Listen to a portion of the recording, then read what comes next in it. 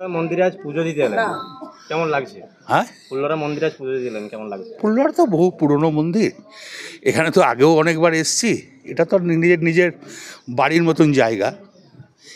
যখন আমরা দলে পাড় আসি নাই তখন থেকে তো লাভপুর আসা, তো এই কারণেই ফুলবাড়িতে মা মা ঠিক আছে। প্রার্থনা করলেন আজকে? সবারই কি গোটা বীরভূম জেলার মানুষ, লাভপুরের মানুষ, গোটা পশ্চিমবাংলার মানুষের সুখ চাইলাম।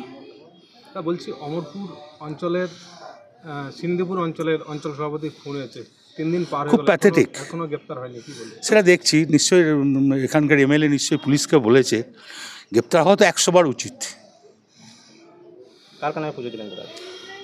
নিজের বাড়ির সম্বন্ধে পুজো দিলাম, মনে মনে গোটা পশ্চিমবাংলার মানুষের জন্য বললাম, বীরভূমের মানুষের জন্য বললাম, প্লাস মমতা ব্যানার্জি, অভিষেক ব্যানার্জি